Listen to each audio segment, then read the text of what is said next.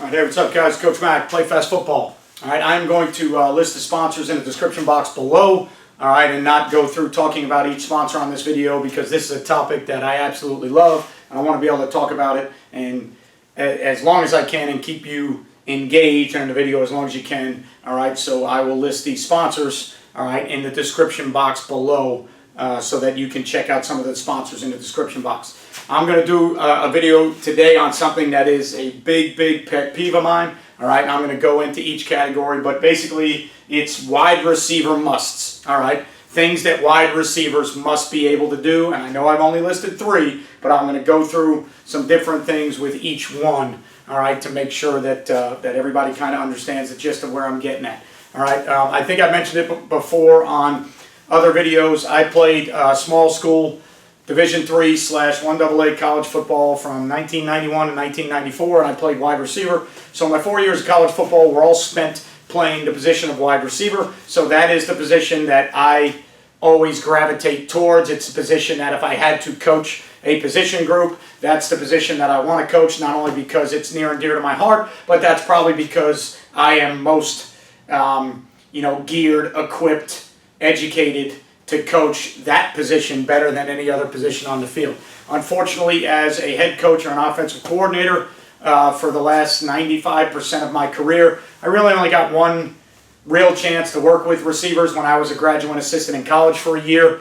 My second year as a graduate assistant in college, I worked with quarterbacks, and then my first year as an assistant in high school, I worked with quarterbacks, and then subsequently every year after that as a head coach, I was either a coordinator or if I was coaching a position, it was usually quarterback. So I have done out of necessity O-line before, but I really haven't got as many opportunities to coach the position that if I had to be a position coach every day and focus on one group, the receiver group is the position that I would like to focus on because I think we miss the boat nowadays in a lot of different areas. And there's a lot of reasons for that I'm going to get into.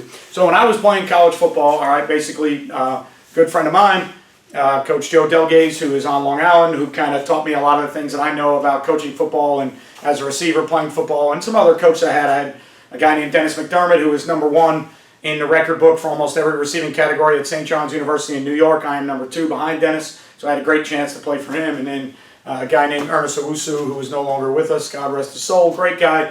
But I had a lot of good receiver coaches, and there were 3 things that were always point blank in your face, very simple. 3 things that you're going to do as a receiver if you want to play football for St. John's University. So I was, always just raised on a very simple fact. These are the things you're going to do to play receiver, and they're non-negotiable. Okay, so the first one is catch the football. When I was playing in college, I had a little bit of an issue with certain throws being a body catcher. All right, so I would work to get hands out all the time. I would work to get my hands out, but in certain situations, I always kind of defaulted to being a body catcher of the football. And one of my coaches in college told me, listen, it's very simple. Catch 90% of the passes thrown your way that we deem as catchable balls. He said, now, we can do drills all we want to work on some of the things that you want to work on or you feel like you need to work on. But at the end of the day, all right, if the ball getting to your body is an issue for a lot of different reasons. Okay, obviously, if you can go out and get the football, all right, it cuts down the distance or the throwing lane. If you can go out and get it and bring it to yourself, okay, getting to your body, you have shoulder pads on and other things that cause some issues. But at the end of the day, if the ball gets to your body and you catch 90% of the balls that are thrown your way, all right, that is the main goal to try and get on the field and stay on the field as a receiver. So when you're doing drills, all right, you want to make sure that you are putting that onus on players to catch 90% of the balls thrown their way. So if we're doing a certain drill and there's going to be 10 balls thrown your way, if they're all catchable, you better catch 9 of them. All right, and coaches, and when I played in college, coaches would kind of keep an eye on stuff like that and chart stuff like that to make sure that you are catching 90% of the balls thrown your way, because if you are not catching 90% of the balls thrown your way, all the other skills you might have kind of become, all right, non-existent, because at the end of the day, a reception is your ability to catch the football. So one of the things I put at the bottom here is drills must match game situations. So when you're catching a football, you've got to do all the different drills that are going to match scenarios in game situations. So you've got to do turn and catch drills where you've got your back to a quarterback and you've got to turn to your left. All right, so if you were starting here, you've got to be able to turn to your left and snap your head around. You've got to be able to turn to your right, snap your head around. So you've got to do drills with your back to the target, turning, getting your head around as quickly as possible, locating the football and catching the football. You've got to do drills, all right, running parallel to the target like an out cut or an in cut, a dig cut, whatever you want to call them. All right, but you've got to do drills where you are running, all right, east and west, side to side, and you've got to be able to catch the football while already looking at a target and running side to side, being able to catch, track a football, bring it in. Then you've got to take those drills to a sideline, be able to catch a football, turn and get up the field while staying in bounds. Then you've got to do drills where you are going to a sideline. You've got to be able to catch, frame a football, catch a football, tuck it in, and get your feet in bounds. All right, so you've got to incorporate all the different things that you need to do in drills. But while you're doing all those drills, catching the football and the skill that is catching the football and all the techniques and fundamentals, looking it in, framing that tip, trying to catch the tip, seeing it in when you tuck it in, overemphasizing. I was always taught when you're doing drills, overemphasize seeing the ball in. So we would do drills where coaches would either paint colors on the ball or they would put different numbers on the ball, and you had to be able to catch a ball, tuck it in, and tell the coach either the color. So one ball might have, you know, a little bit yellow painted on it. It might have the number 1 written in all the panels of the football. The next ball might have a 2 or a green or whatever it is. You had to be able to catch a ball, tuck it, and then tell that coach, hey, that's a number 1, coach. You couldn't just catch the ball and put it away without telling that coach, hey, catch, tuck, and physically overemphasize, catch, tuck, secure the football, and do all the things that you need to get a reception. So we would always make things, we would overemphasize all the little things in all the drills we did. So we had to catch, look the ball in, tuck it away, and then we would have little training tools or aids to make sure that we were, you know, really overemphasizing that fact. All right, you've got to be able to do, you know, drills where you're on the move. So you got to do bomb drills or down the field drills so you can track a football. One of the biggest problems kids have that I see as receivers on deep balls is they can't track a ball. All right, they don't know how to keep running through a ball that is going to be long, and they don't know how to stop and come back and high point a ball that is going to be short because they have no idea. I don't know if they didn't play baseball as kids. I don't know if they didn't play enough catch as kids. All right, but they have no idea how to track the trajectory of a ball and understand whether you've got to get another gear to go get it, all right, or if you have to, all right, settle down, come back, and go up and high point a ball, all right, because it's going to be underthrown. So tracking a football and doing drills where you do, all right, bomb drills, and as a coach, you don't have to be able to throw the ball 50 yards. Have a kid run down the field, and you could start 10 yards in front of them, so by the time you throw the ball, it's only in the air 25 or 30 yards, but that kid has to run 30, 40 yards because running down the field full speed while tracking and catching a football is a skill that you have to develop. All right, you may be able to run real fast, you may be able to catch, but be able to do both at the same time is a skill that you have to develop. All right, and when working on catching the football, as good of a tool as social media is nowadays, it's also a killer for a lot of things. Kids see a lot of bad things on social media, and then they try to employ those things into their game. All right, so when you're doing drills catching the football, you have to make sure that you force those kids to do the drills and catch the ball the way you want to catch it. All right, we were never allowed when I was in college to catch a ball with one hand unless the drill was specifically made to catch a ball with one hand because there's a hand or an arm being taken away, like a DB possibly arm barring or grabbing or holding or taking a hand away, and you had to do certain drills to catch the ball with one hand, but only in that drill, okay, because you were doing a drill specifically related to an arm not being there. I was always taught no matter where you reach one arm, all right, with your body, if you're God-gifted with 2 arms, 2 hands, hips, a healthy body, if you reach one arm up there, all you got to do is take the other arm and it can reach just as far. All right, if you reach one arm over there, take your torso, the other arm can reach just as far. That's the way I was taught. All right, I was raised in an earlier day before, all right, social media and multi-highlights and Odell Beckham's and Randy Moss's and all these guys. I was raised and taught how to play receiver before that. So you didn't get a chance to see all those. Yeah, there were some one-handed catches made, all right, but it wasn't as prevalent as it is nowadays to become, you know, not only a highlight, but something that kids are kind of thinking they have to be able to do to play the position. All right, I grew up watching receivers in the early 80s. All right, was a big fan of Steve Largent, then became a huge fan of Jerry Rice. Those guys didn't always try to catch the ball with one hand. All right, those guys were catching the ball with two hands and doing the things they needed to do to catch the football. So when you're doing drills with receivers, please, please, please, make them do drills the right way. Make them catch the ball the way the ball is supposed to be caught. All right, and teach them that great plays and great catches will happen through athletic ability. Okay, don't train them or allow them to get away with certain things unless you're doing a drill that is specifically geared towards having an arm taken away. So we used to do fade drills, all right, where an arm was getting taken away or pinned, and you would have to catch a fade with one hand, all right, and pull it into yourself. But the only reason we were doing that drill is because, you know, press coverage, whatever it was, tight man-to-man, a guy's in phase, and he's either arm barring or he's got that hand. You can't get the other hand there, and that's the only time we were allowed to do that is when the drill specifically was meant to be a one-handed drill. Any other drill where it wasn't meant to be a one-handed drill, you did not get credit for catching the ball with one hand, all right, because you did not do the drill the way it was supposed to be done. So that's something that we've lost a little bit. We take kids through, you know, now jugs machines and all the other things that are, we take kids through drills, but we don't focus on the proper way to make sure they catch the football and really drill that into their head.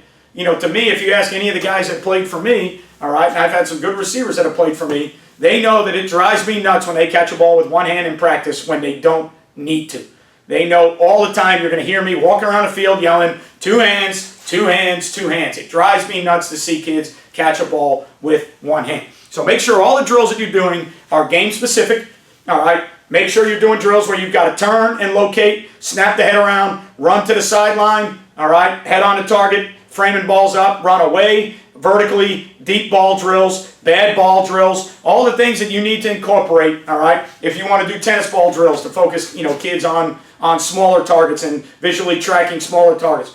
There's a million great drills out there, all right, that can help you catch the football. The one thing I'm going to tell you, all right, and it's a pet peeve of mine, make them catch the football the way that you want them to catch the football and the way that they were meant to catch the football with both hands. Make it a priority. Teach it. Don't accept bull crap. All right, I don't care how pretty the catch is. Don't accept bull crap in a drill where you're putting the ball right in front of them in a catchable location. Two hands, look, tuck, all the things that you need to do, all right, when you're doing ball drills. Don't let them get away with crap, all right? Second thing, if you can block, you can play, all right? My college coaches always told me, if you can block, there's a spot for you, you can play. Receivers have to block. Now, one of the things that has changed that a little bit, all right, is RPOs. Because now a lot of times on the back side of plays, all right, or even on the front side of plays sometimes, RPOs are built in where receivers can now run routes as opposed to having to block. All right, when I grew up on the back side of a run play, you had to go cut off deep man, middle of the field, try and make that home run block. You would sprint to that free safety or high safety, whatever it was, on a ISO away or a toss away or whatever it may be, and you knew that 95% of the time you were never going to get there, but if you ever did, and you made that block, that's the home run block that makes a 20-yard run go into a 60 or an 80-yard run. So you didn't have a choice when I was playing to be in the run game as a route in an RPO. We didn't have a lot of gift or access throws when I was playing. A run that was called was basically, you know, you had maybe a run and a pass called, and if the quarterback chose to run at the line, you were blocking. You were either blocking front side, if you were in the slot, you might have been blocking an overhang, or if you were backside, you were working deep man, middle of the field, always trying to cut off that free safety, but you had to block. But my coaches always emphasized with me, if you can block, okay, if you can block, you can play.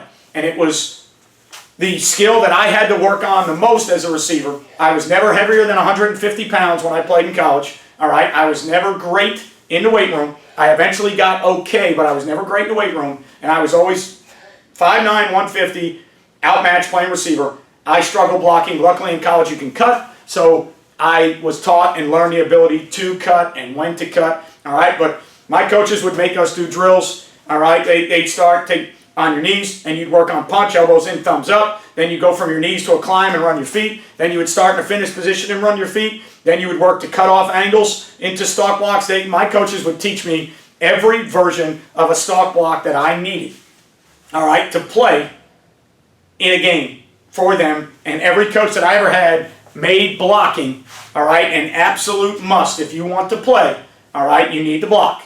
And they always told us, if you can block, we will find a place for you on the field. Even if you're not the greatest at some other things, blockers will always find time on the field, whether it be special teams, somewhere else, because guys that can block, blocking is a fundamental skill that you need to win football games. If you can block, all right, you can play. Now, like I said, today's offenses are a little different. RPOs have taken some things, all right, but at the same time, what you got to understand is you still have to teach kids to block. Break it down into fundamentals, take the feet out of it, work on punches, work on elbows in, work on thumbs up, where your head needs to be, where your eyes need to be, leverage of your helmet, what you're trying to do to cut people off. Work on all those things in blocking and make blocking important. All right, if you have skilled athletes that are physical and strong and tough, if you make blocking important, they have all the physical tools they need to become really good blockers. You just have to sell it as a coach. All right, so the second thing I was always told, all right, if you can block, you can play. And if you want to play, you need to block. All right, so if you're a valuable, for me, all right, as a college receiver, my receptions and my touchdowns and my statistics were always of great value to the team. But I had to be able to block if I wanted to continue to do those things. And the coaches made it very clear. And when I wasn't doing a good job, we'd go out, we'd do drills, and I wouldn't be able to catch a football in individual. I would block, and they wouldn't throw me a ball because they knew as a receiver I wanted to catch passes. So they took away the one thing that I wanted to do and told me, look, you can learn to get better at this and not get the things you want. All right, because we're not going to throw you passes because we know you want to catch passes until you give us the right effort blocking. All right, it was something I struggled with most of my career. I wasn't very good at it, didn't like doing it, didn't think it was important until my college coaches drilled it into my head and said, look, you got to be able to block. All right, you're not going to play if you can't block. And if you can block, we're certainly going to find a place for you to play. Drill it, teach it, make it important to the kids. Make receivers understand that it is a part of the game. All right, the last one. Got to be able to get open, okay? The thing we've lost, in my opinion, with some receiver play, not all receiver play, but in general with some receiver play, we've lost the ability to understand how to run routes with great footwork, great leverage, how to get in and out of breaks and accelerate, okay? And how to understand coverages to get open, okay? The kids that I have coached in the last 20-some-odd years and the kids that I have watched in college and then the NFL players that I have watched are so physically talented at the receiver position, it's sickening how big and strong and fast and physical these players are. But at the same time, a lot of them are really not great route runners. They don't understand leverage. They don't understand coverage. They don't understand how the body needs to bend to get in and out of breaks. Okay? So getting open is a skill that has to be learned. I don't care how tall you are, how fast you are. If you cannot get open, excuse me, you cannot play. So to me, all right, and it's a big pet peeve for me, getting open is something that you have to teach kids how to do. All right?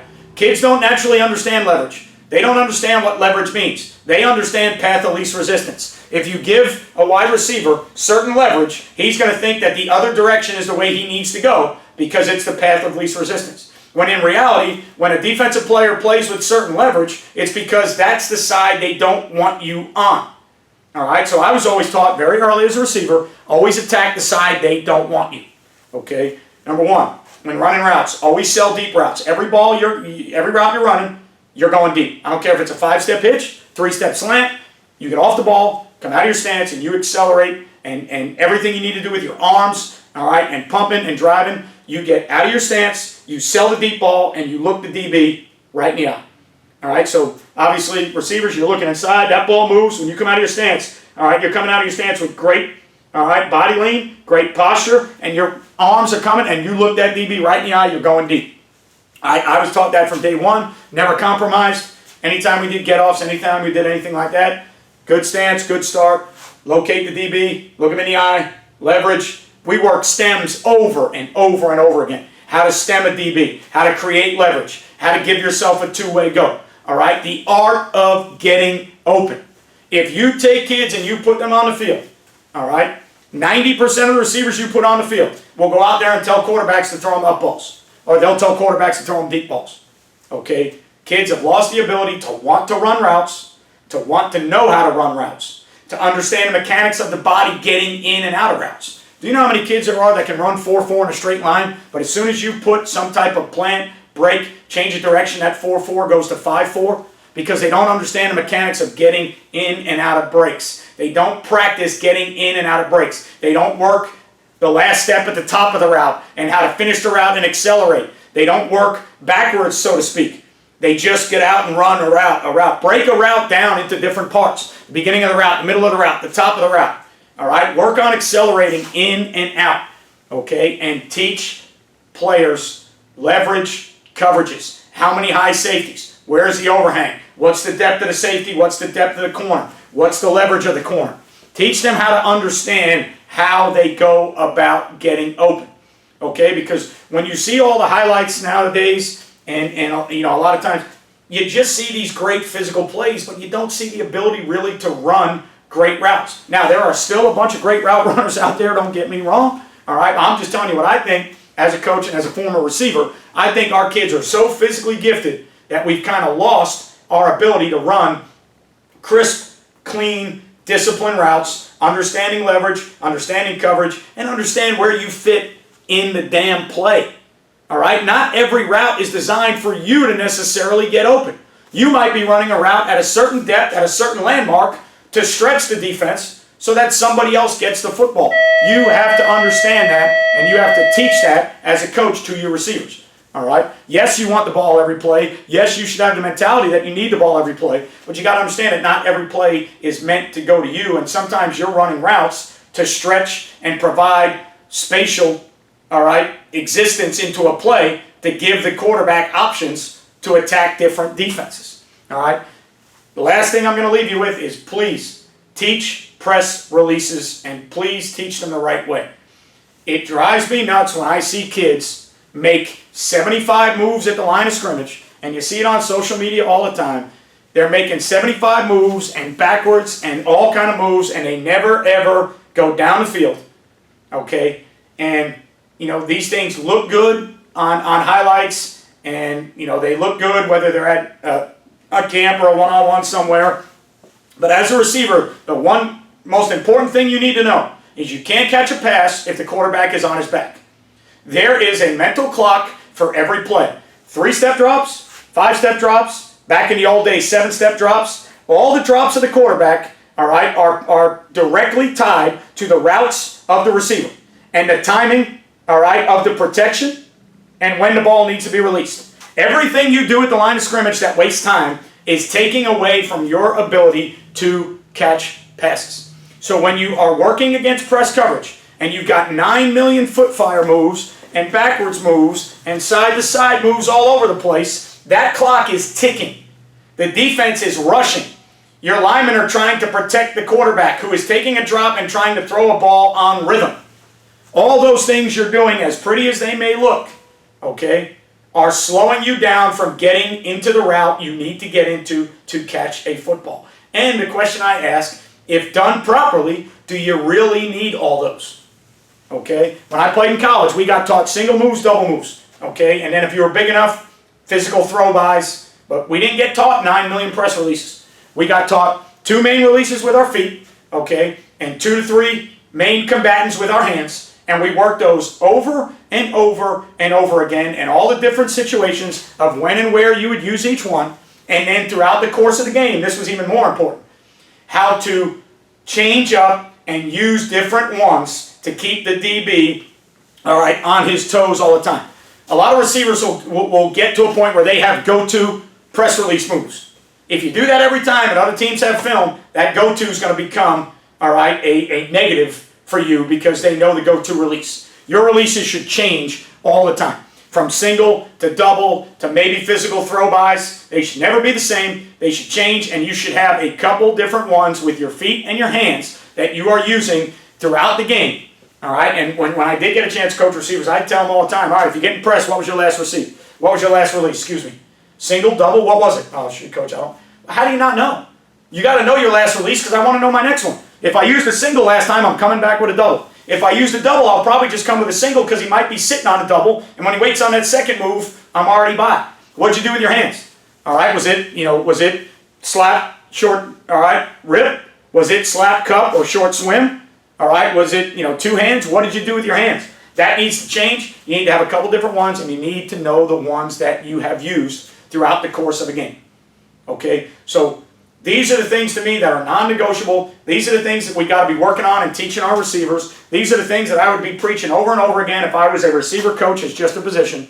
All right, and these are the things that I think we're getting away from because we're allowing the physical talent and the God-given ability of some of these players to allow them to get away with things that we really don't need them to get away with. And because of their talent, they would be so much better players if they just understood basic fundamentals of receiver play, because they're so big, physical, fast, and strong that if they mastered the simple techniques and fundamentals of good quality receiver play, they'd be even better players. Okay? So hopefully this video helps you out. It's for me, it's a fun video to do because I get to talk about receiver play, which I don't get a lot of chance to talk about or coach. All right? It brings me back to, you know, if you're a coach, you're coaching because of the way you were coached growing up. So as a receiver, it brings me back to how I was coached in college, the things that my coaches would not allow me to do, how my coaches understood what buttons to push to make me a better player. We all have different buttons that can be pushed. We all respond different to different styles of coaching. All right. I was a successful player in college because my coaches always knew the right buttons to push. All right. I'm not a guy, you can't kiss my ass. All right. You can't baby me. I need to be challenged. I need to be pushed all the time. All right, and I deal better with negative, all right, challenging coaching than I do with pats on the back. All right, I do better when guys are in my grill, constantly talking to me about how something that was good could have been better, something I did that was successful, all right, had some flaws in it. That's just me. Not all kids are like that. You can't coach them all the same way. But my college coaches knew the way I was wired. Once they got used to me and they watched me play, they knew how I was wired, they watched me every day, and they coached me the way I was wired, and they coached the next kid different. All right, that's the biggest thing. If you got 8 or 10 receivers, you might have to coach with 6 to 8 or 10 stops. All right, because those kids won't all respond the same way. There's that one kid that if you dog his ass about a release or catching a pass, he's done the rest of practice. But then there's that other kid where if he catches a pass and you're always giving him attaboys, he's done the rest of the practice because you didn't challenge him enough. So know your players. Know what works, know how to challenge them, know how to coach them, know what buttons to push. All right? Receiver for me, favorite position. I know sometimes as skills or receivers they get called divas, but that's only because we let them be that way. We allow them to be that way. All right? I think a lot of them still want to work. I think they still want to grind. I think they still want to be great football players. We just got to force it and get it out of them. All right? Hopefully this video helps. Thank you for listening to a 20-minute tirade of me talking about receiver play, but it's my bread and butter. It's what I grew up doing. It's what I love. It's what I did in college. So it's very important to me. All right. Remember to subscribe. Remember to click, all right, that bell and notifications. Turn that bell on so you know when we do videos. Thumbs up, thumbs down. All right. Let us know what you like or don't like about the videos. Comment in the videos. I get back to almost every comment out there. Thank you so much for everything you do for Play Fast Football. Remember, you won't play well until you play fast, and I'll see you next time.